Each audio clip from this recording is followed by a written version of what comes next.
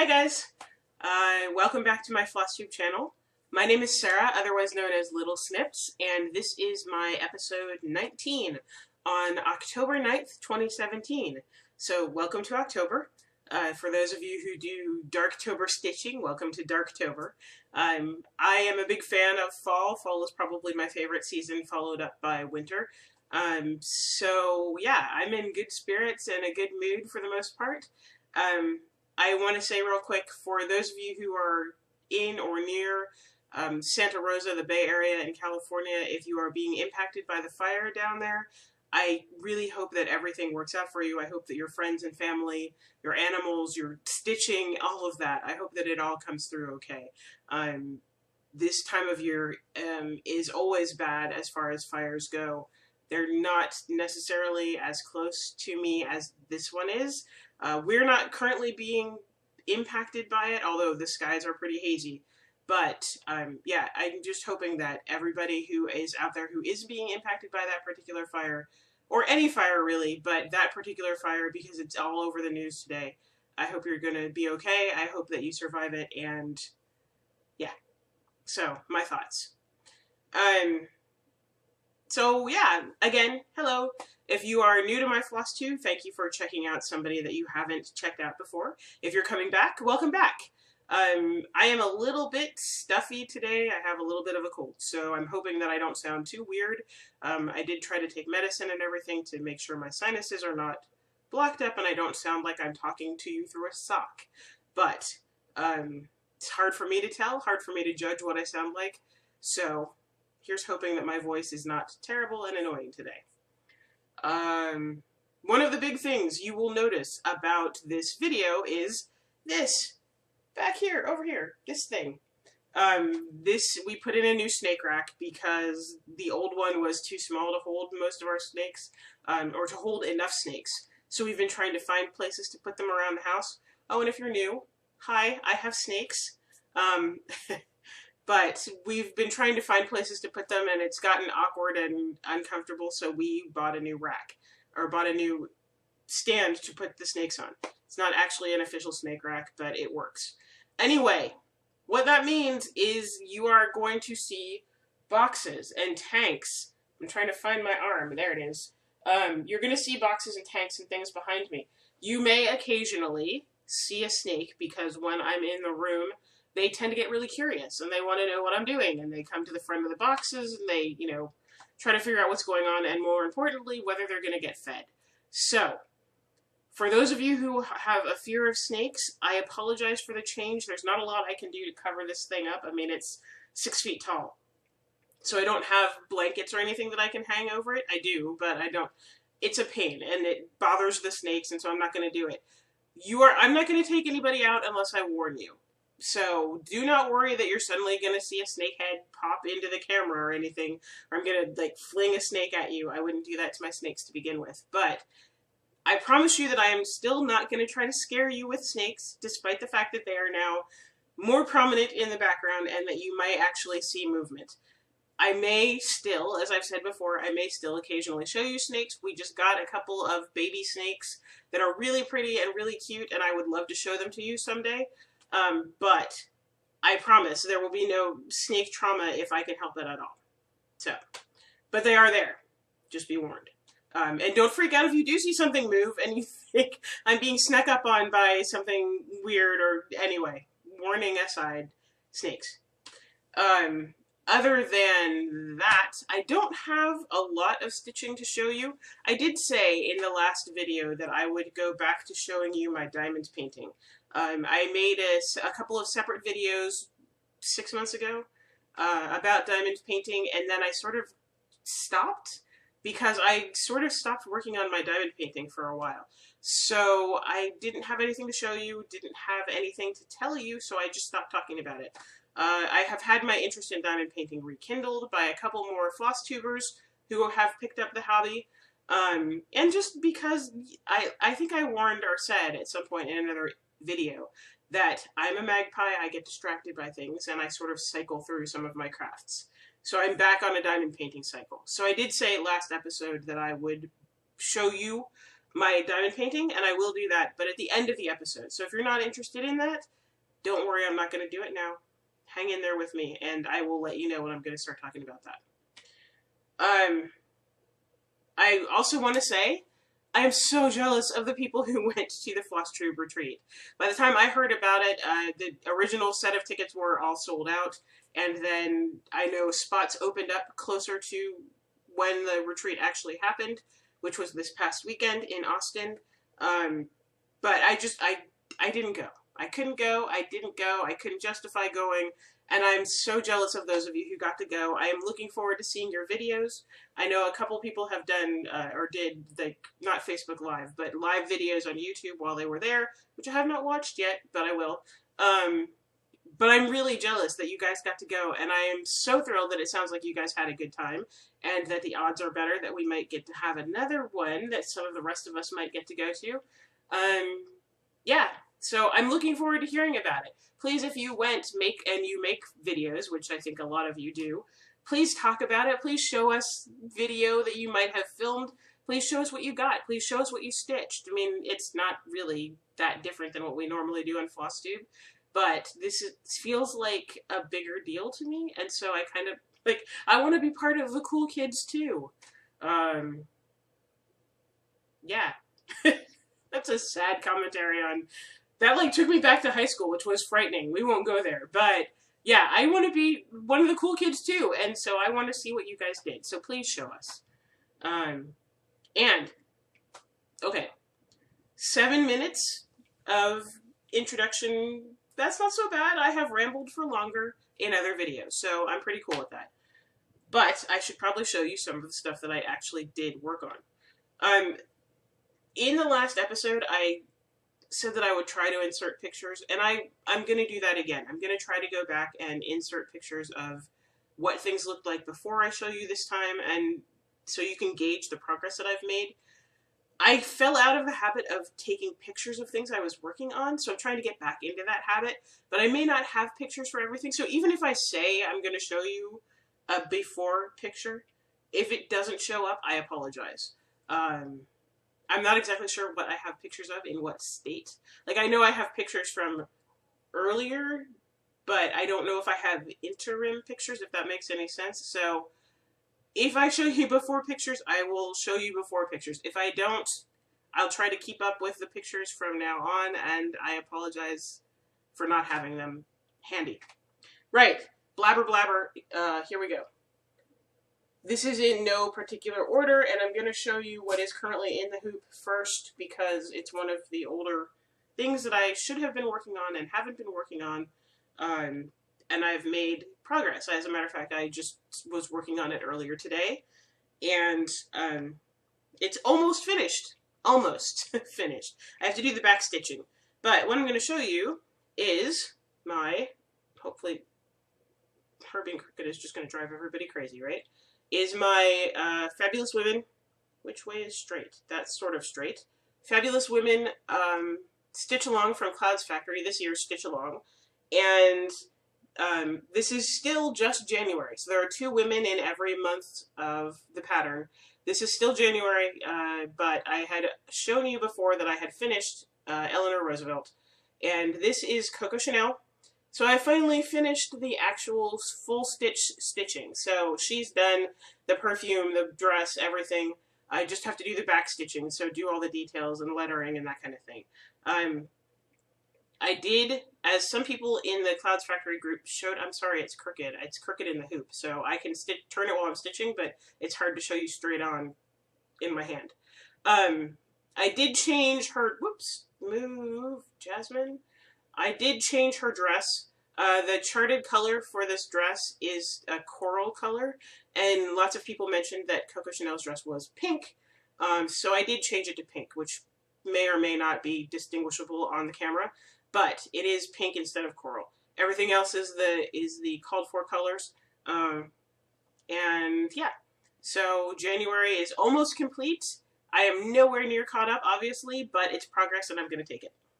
Oh, and this is 18 count Ada that I dyed myself. I have showed you this before. It's a modelly purple color. I tried to do it on a lighter purple like the fabric in the kits and in the example that Cloud's Factory showed us, and the colors didn't work, and I tried to do it on 32 count fabric, and the fabric and I did not get along, so yeah, that's a restart, which is another reason why it's behind, but I'm glad that I made progress, so go me. Oh, okay, let me show you this one. This is my Priestess of Quetzalcoatl by Jasmine Beckett Griffith, and it is a HAED. And I showed you this before, and I have said several times now that I think it kind of looks like an unfortunate sneeze, like I had food in my mouth and sneezed on the fabric. It's not gotten any better. It still looks like I sneezed on the fabric. I did put in about 300 more stitches on the 5th, which was the full coverage on the 5th stitch along in Stitch Mania. So I do have more progress. You're not going to really be able to see a lot more because the picture still hasn't come together. It's still confetti, which is fine. I don't mind confetti when I do it in controlled chunks. But this is what she looks like, and I will try to put in, well, I'll put the picture that I posted on Instagram. Excuse me. I don't know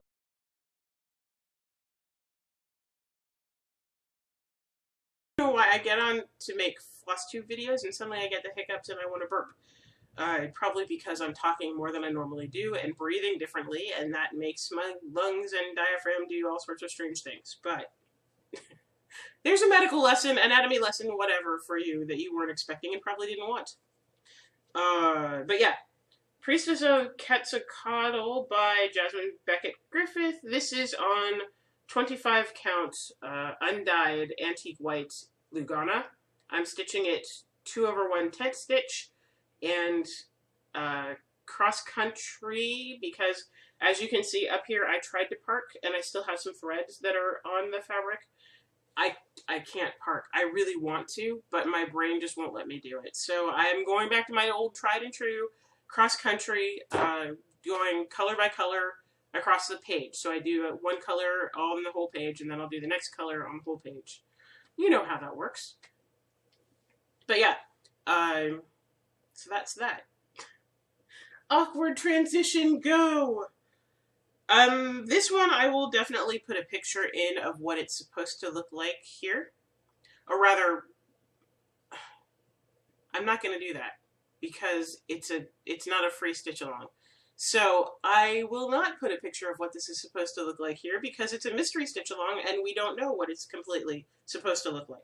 You have probably seen people stitch this already, seen the finished project.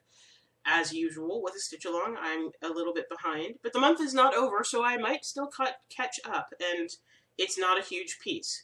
But this is the Bands of Variation stitch along by Doreen Jones and being hosted by Lakeside Needlecraft, of course.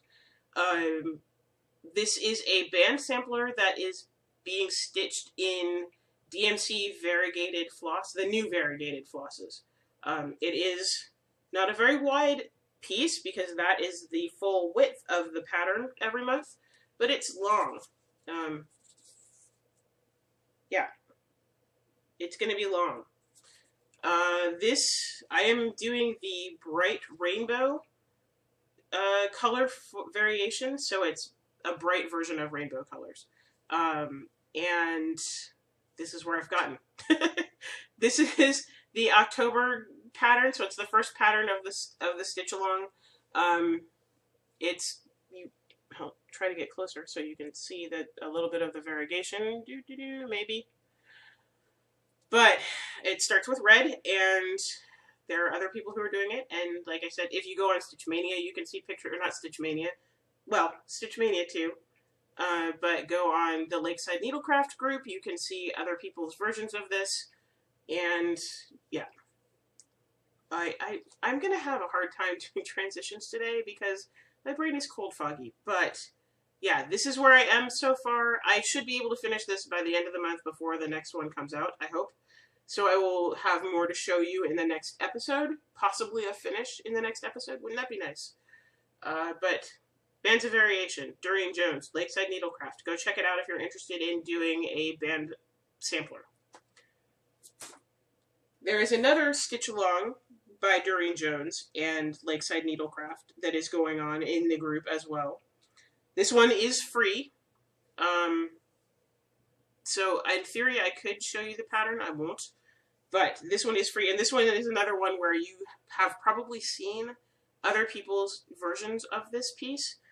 Again, I'm behind. This one is coming out every 2 weeks, I think, in the group. So the files are posted to the group.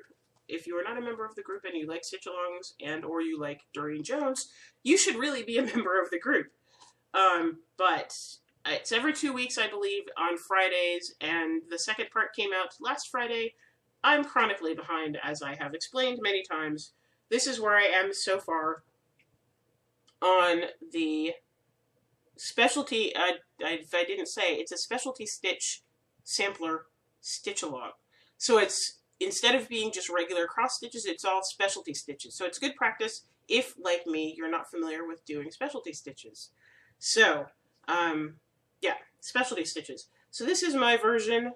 This is 28 count even weave fabric, and the thread is a unicorn tail from LJ, Fabrics by LJ. The color is called Two Tails. So it's sort of a variegated blue turquoise thing. But that's as far as I've gotten on the border. It's not a big thing. It's not a big pattern. This is the extent of the fabric. It's only 12 by 12. So it's a very small piece. The border, like I said, is out. The second clue is out. I'm kind of weirded out a little bit, but if you can't really tell because I can't get that close to my camera without it completely blurring. But it doesn't look as thick. This thread doesn't look as thick to me as some of the examples that other people are showing of their finished pieces. Now, that's probably partly because, as I've said, we are hypercritical of ourselves and our own stitching and projects and things like that. And so I'm looking for all the flaws, and I see all the flaws. Places where I might have caught an extra thread, or places where the thread isn't laying exactly like the pattern shows it should be laying. But it doesn't look as thick to me, and so I don't know. Do you know if you have used a unicorn tail from Fabrics by LJ for stitching things?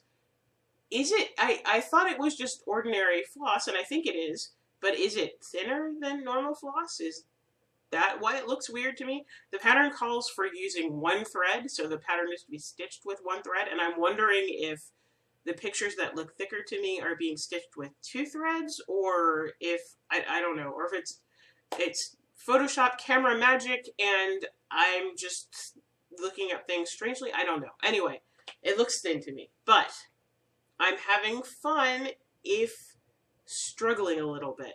I didn't expect to have quite as much trouble doing the specialty stitches as I have. I sort of thought that it would be easier for my brain to catch on to doing something different, but my brain is fighting back, guys. It's fighting back and telling me, this is not cross stitch. What are you doing? Why are you trying to do this? So, yeah, that's another reason why I'm, aside from my normal slow stitching, that's another reason why I'm slower on this stitch along, is that my brain is just, it's not having it. My brain wants to cross stitch and doesn't want to do specialty stitches. So, and like I said, that is all I have to show you as far as stitching progress. And really, given the fact that I started 2 new projects, the specialty stitch sampler and the Bands of Variation sampler, I actually made quite a bit of progress, I think. For me, anyway. Normally I do, you know, a week of stitching or a few days of stitching on a project, and then I rotate through, and so my progress is very small increments, as you have seen. So I think, actually, all things considered, I made quite a bit of progress this week. But it's not a lot of progress, or sorry, not a lot of projects to show you as compared to some of our other Flosstube friends. That's okay. It doesn't bother me, but it does mean that at 20 minutes into the video, give or take 30 seconds, I am out of stitching to show you. So, I figured that I would dip back into some other crafts that I do. I know that some of you really aren't interested in seeing things other than cross stitch, and if that's the case, Thank you for watching. I'm going to go on to other crafts, so thanks for stopping by. Thanks for leaving comments or thumbs up likes. If you are doing that, please do. If you haven't subscribed and you want to, please feel free. I'm trying to be better about comments. I think I've gotten to everybody this time, or between last episode and this episode. So yeah, if you feel like talking to me, talk to me. If you feel like leaving comment, asking questions, any of that, go for it. I am all for interaction with you guys, or between you and I. But I am going to go ahead and talk about other crafts. So, you ready? Here we go. So along with cross stitch, I knit, I crochet, I spin, I do beadwork, I do all sorts of things that I have talked about in various pieces and times on my channel. The nice thing about fiber arts, which cross stitch technically counts, but the nice part about needlework, fiber arts, crafts in general, is that there's always something to learn, I think. There's always a new technique, somebody's coming up with a new pattern, somebody's coming up with a new entire craft, and it's easy to at least take a chance to jump in and try it and see if you like it. For me, between the last episode and this episode, that was a crochet technique called corner to corner crochet. It's been around forever. Those of you who crochet, you have probably heard of this. You may have done it. I had never done it. I think I had seen it and sort of registered it somewhere in the back of my brain, but didn't really think about it, didn't consider doing it until I came across a couple patterns that I saw that were done in corner to corner, and I didn't realize that you could do that kind of thing with the technique. For those who don't know, corner to corner is a way that you can make what people sometimes call graphgans. So Afghans, blankets that have pictures on them. So baby blankets with teddy bears on them, or blankets that have minions on them, or have Pokemon on them, or have Game of Thrones house crests, that kind of thing. It's the same thing as doing what's like a fillet crochet, which is crocheting into open squares and filling the squares in to make pictures. It's the same kind of thing as actual quilting, cutting pieces to make quilt pictures, but with crochet. So with that sort of awkward introduction to the craft, I decided to give it a try, and I'm going to take a drink, excuse me.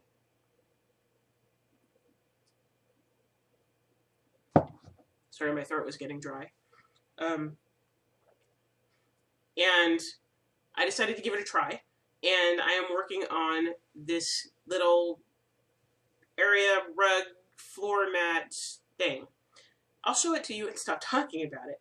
So, I just took it off the camera. Sorry, guys. So this, and it's bigger than I thought it was. I thought I would be able to show you the whole thing, but this is a corner to corner graphgan. Excuse me. Sorry about that. It's a corner to corner graphgan. Obviously, it is a sheep with his little feet, and I am putting the border on, which is what the pops of white are around the edge. But this is all done corner to corner. So when I say corner to corner, I mean that, let me try to properly spread him out again. So the pattern started over here in this bottom corner in the green field. And then it is worked diagonally.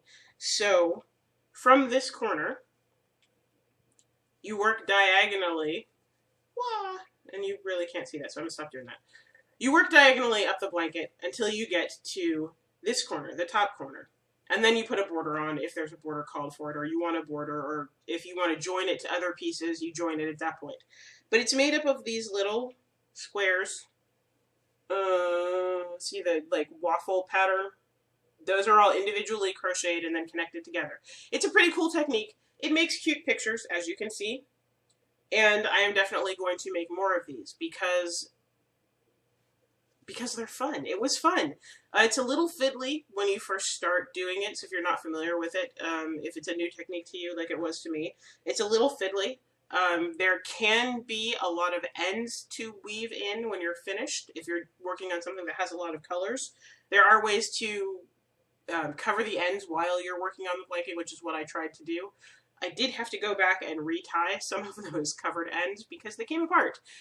But this was my first project, is my first project, and when it's finished, fully finished, maybe I will put a picture in, because as I just realized, it's not easy to show you the whole thing because it's too big.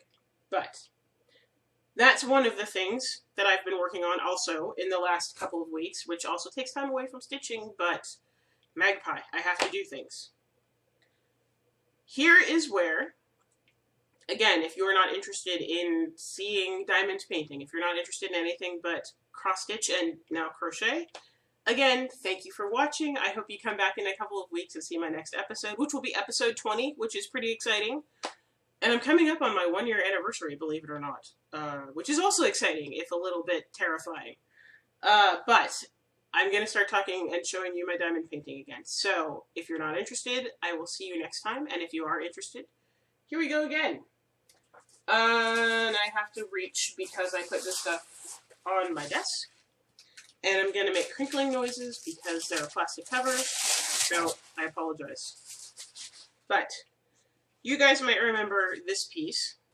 This is one of the first pieces, there we go, that I showed you when I started doing diamond painting. So this is a partial diamond painting canvas, meaning that, and you know what, I actually tried to make a video about all of this a couple weeks ago and failed miserably. So yeah. Anyway. So this is a partial canvas, meaning that all of this stuff out here is not sticky. So this stuff, the border picture, is not sticky. So diamonds will not stick to this. It's just there as background for the actual diamonds that are put on the canvas. This part in here, that's the sticky part where the diamonds get stuck on. And there are, you can see, diamonds on there. This is, I have completed to this point. It's kind of hard to tell with this because the picture on the canvas is exactly the same color as you would expect with a diamond painting, but it's the same color as the diamonds that are going on. So this kind of looks like it's all sort of flat, and, well, it might. But it's hard to distinguish the diamonds from the canvas, or harder on camera than it is in person. Anyway, I have worked to this point, so I'm about 2/3 done with this, and it's turning out better than I expected. Now, this is a small piece. This is a 32 by 35 centimeter piece.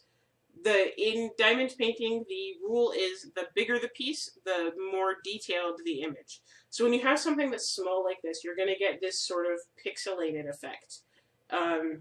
Bigger pieces, and I have some bigger pieces that I can show you if I can get them on camera, they are more detailed. So kind of like, for those of you who are familiar with HAED, the difference perhaps between a mini and a full-size pattern, or anything that is bigger and pixelated is better, has better resolution if it's big, if it's large, and you can get a lot of colors and a lot of the small details filled in by tiny little specks of color, than if you have a small picture with only a few colors. Does that make sense? I hope that makes sense. Anyway, so that's a little more pixelated than I would like, but that was one of the first things that I ordered, and I did not understand how diamond painting really worked. This piece, and again, with the crinkling, sorry, this piece is absolutely 100% the first piece I ordered, and you have seen this before. This piece is my, oops, I call this my wolf mandala because, you know, it's a wolf mandala. But this is the first piece that I ordered, and I ordered this. A lot of people order diamond painting from something like AliExpress or Wish. They order it from companies in China, which is where the diamonds and canvases are made, regardless of where you order them from. They all come from China. But I ordered this one from Amazon because I wanted to try it, and I am impatient, and it was easy, and I got it in 2 days, as opposed to waiting a couple of months sometimes for things from China. But this is my wolf mandala. I will get closer with him. So this, now this again is a relatively small piece. This is 35 by 35, so a little bit bigger than the wolf and woman one I just showed you. But the details on this are pretty nice. They're still a little pixely. What I have worked on this piece, let me hold it from the top so I can show you. What I have worked on this piece is from this corner up here, diagonally across to this corner. And I think I actually started in the bottom, but it doesn't matter. So I have worked the diagonal, so everything you're seeing here, his face and everything, is beaded.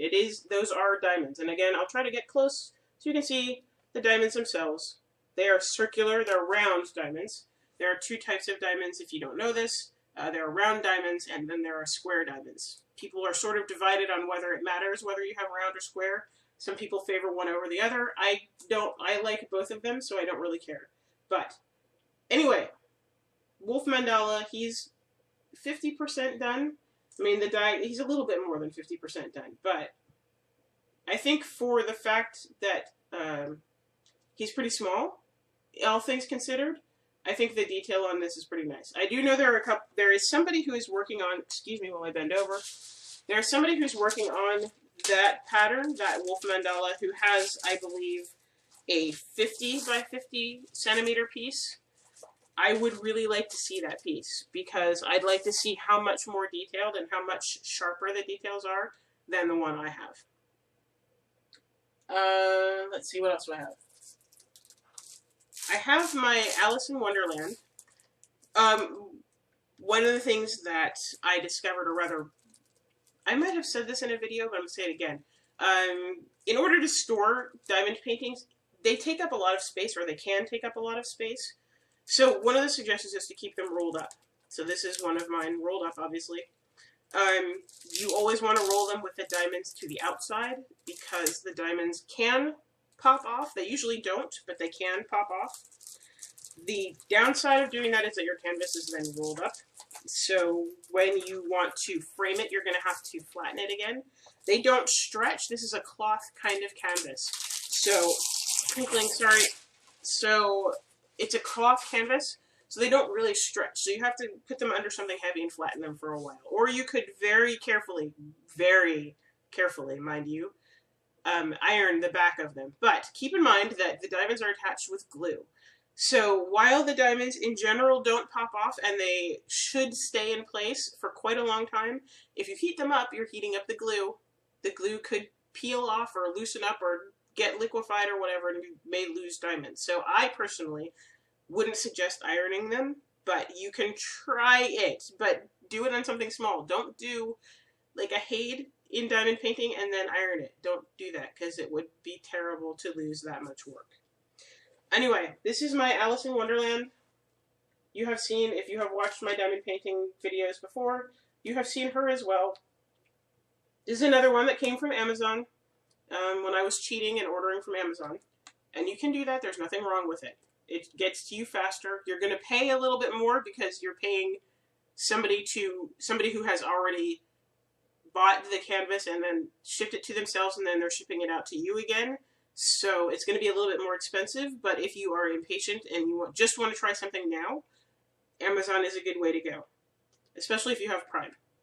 Anyway, this is Alice in Wonderland, and you have seen her before. She is much less further along than my wolf. That's what I have done in the corner. These are round diamonds. Again, you can see what I was talking about where it's curled because I have her rolled up. So, but Alice in Wonderland, and I'm going to bend over again and put the plastic back on because you really have to keep these covered. The sticky canvas will pick up everything. Cat hair, dust, human hair, more dust. Yeah, so you have to keep them covered, which is why the annoying crinkling. Okay, so those are small. Alice is... How big are you? So Alice is 30 by 40. So you can see, stupid, and you can see why I take the plastic off because of glare. But it's longer than the other two I showed you, narrower but longer. So those are all small versions of diamond painting. Diamond paintings can be really big. And if you have seen people on Flosstube talking about their diamond paintings, showing you their diamond paintings, you will notice that they're very big. The reason for that is that when we do cross stitch, and those are, I think I said that just now, but let me say it again, HAED, Heaven and Earth Design patterns can be done as diamond paintings. There is a whole group on Facebook. If you're interested, let me know, and I'll post a link in the notes anyway, but it's open. You can join. You can only post HAED diamond paintings there, so there are other groups that do other diamond painting. Anyway, HAED diamond painting tangent. But you can do HAED patterns in diamond painting.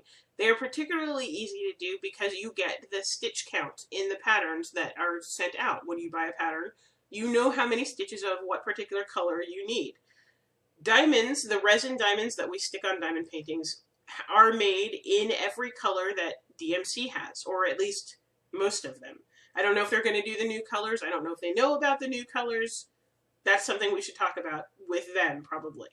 Or when the new colors are put into patterns that are being charted. Anyway, if you have a cross-stitch pattern that you know the stitch count, or how many stitches of each color you need, like HAED patterns, you can transfer them to diamond painting. The difference being, most of us do HAED paint or HAED stitching on relatively small canvas. I know some people work on 14 count, but I think most of us work on something larger than that. 18 count, or 25 count, or 28 count. 28 stitches to the inch. Diamond painting canvas is 10 stitches to the inch, which makes it much larger than a Heaven and Earth design on 25 count or 28 count fabric. Therefore, you have to take that into consideration. If you want to do a Heaven and Earth design, and you really want to make a diamond painting that is a supersized max color diamond painting, you are going to be talking about a canvas that is probably 4 feet wide by 6 feet, or 4 feet tall by 6 feet wide, or bigger, depending on the pattern, depending on that. Number one, it's difficult to get canvas that big, so you kind of have to figure out whether you can get canvas that will work for the pattern you want to diamond paint. Actually, that's the second problem, is that the canvas is hard. The first problem is, where are you going to put something that big? And where are you going to work on it? I mean, think about a canvas that's 6 feet wide or 6 feet tall. Where are you going to work on that? Most people don't have desks that can accommodate that. I certainly don't. But it is possible to get bigger pieces. And they are not necessarily all Heaven and Earth designs. You can order bigger pieces from Amazon. You can order bigger pieces from places like AliExpress and Wish. Now, why are these? I have DMC number stickers all over my canvas, which is weird. Not sure why that happened. But anyway, you have seen, if you have watched my diamond painting videos, you have seen this piece. I will insert a picture of what it's supposed to look like here.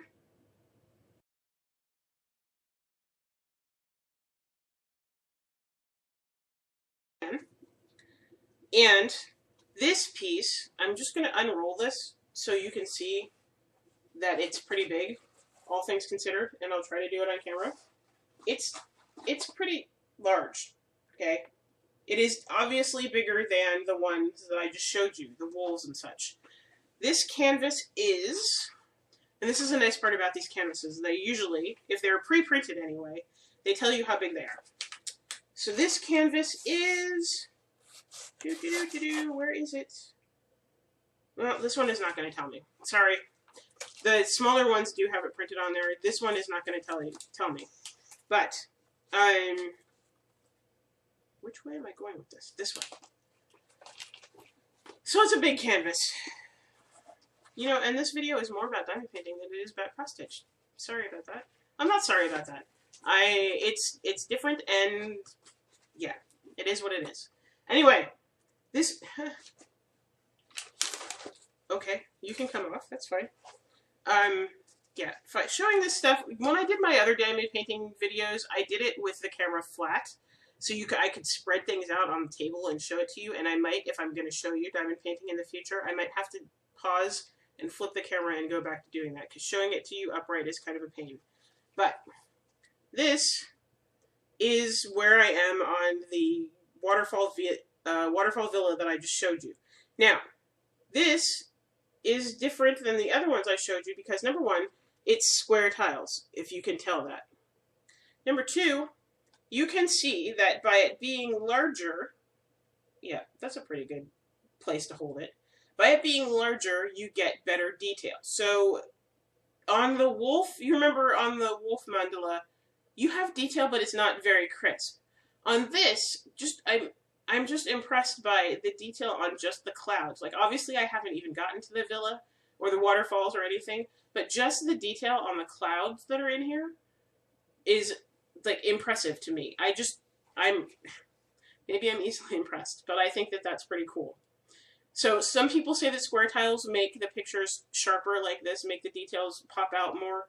I have not done a large round diamond painting, so I don't know. I can't say for sure whether it's a difference in the square tiles or just the number of tiles that are on here. But what I showed you is about 20,000 tiles. So in theory, it would be about 20,000 stitches on a cross-stitch piece. But a lot of cross-stitch patterns don't have that many stitches to begin with. But yeah, anyway, 20,000 diamonds on that particular pattern. I'm almost done with the column on that one. I will continue to work on it because I really like it. As I said, I think the detail on it is amazing. And I will show it to you again in the future when I have made progress on it. Excuse me while I rubber band this cover back on because this one will not stay. This one, this one is a HAED. This is a Heaven and Earth design, and it is, I picked Divine Transformation? Not Divine Transformation. I'm going to have to look at the name of it because I can't remember off the top of my head. But it is a Heaven and Earth design, and this one I actually ordered the canvas and the diamonds separately. I bought the pattern from Heaven and Earth. I then ordered the canvas and diamonds separately from a seller in China. And this is an example of how big the canvas is. I'm not going to be able to show you the whole thing, I don't think. I will scoot back and stand up. But yeah, you're still not going to see the whole thing. So it's, you know, it's 3 feet tall. At least 3.5 feet tall. I don't know. I'm bad at metric conversion, so I can't tell you for sure. I could do the calculation, but I haven't off the top of my head. Or rather, I have not done it. I don't have it here off the top of my head. The canvas, as you can see, is, if you can read this, or if I can get it to the point where you ought to be able to read it. I don't know if you can see that, because I can't see the screen. But the canvas is 57.25 centimeters wide by 81.25 centimeters long. And if I haven't probably, I will insert a picture of what this pattern looks like completed, or should look like completed. I will insert that here.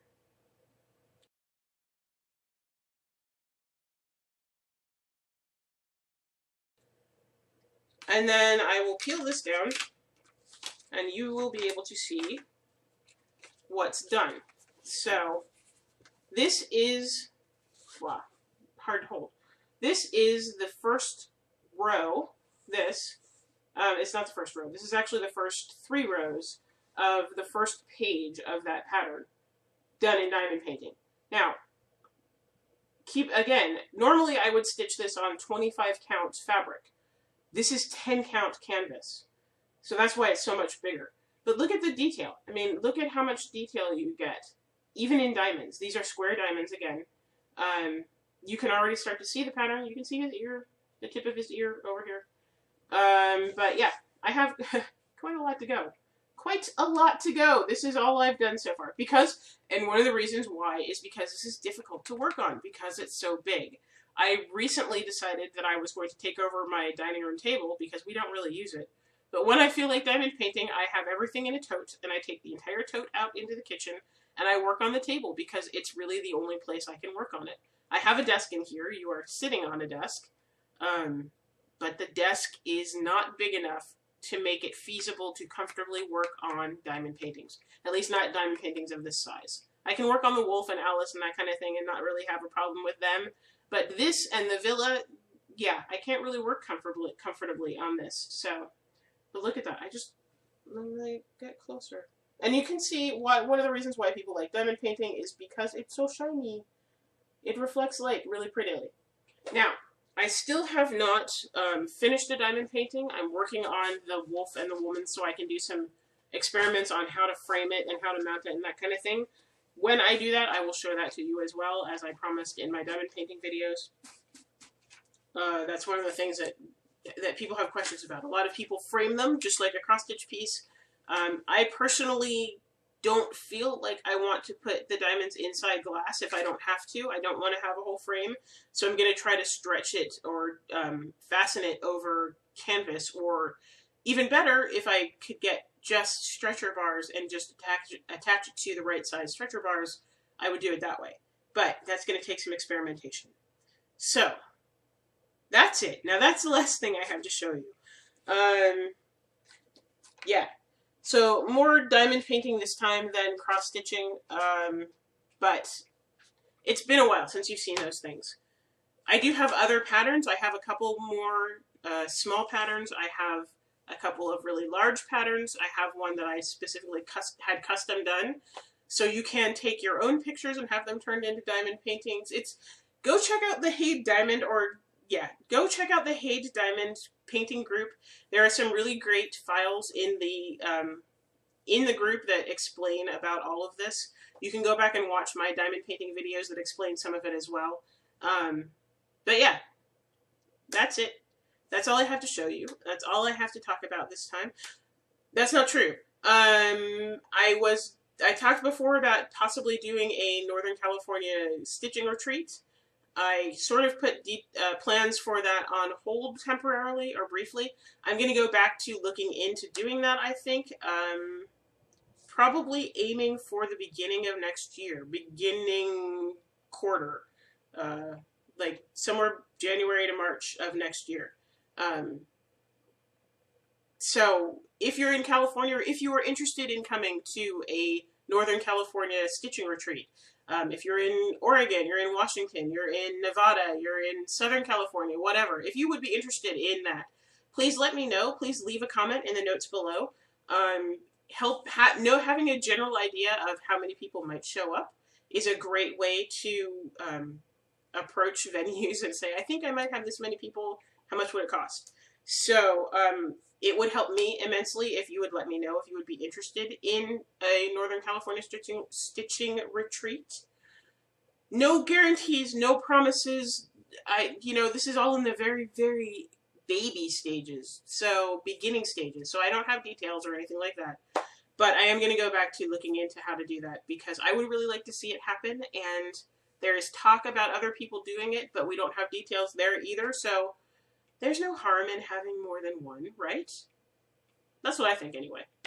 So yeah, that's it. Even without a lot of stitching to show you, I still managed to talk for almost 50 minutes. So I will sign off for now. Thank you again for spending time with me and for watching my videos. Please give me a like if you like the video, subscribe if you haven't and you're interested. Feel free to leave comments, ask questions. You can contact me since I have figured out where messages go on YouTube, so you can contact me privately if you want to do that. And I will see you guys again in a couple of weeks. Bye.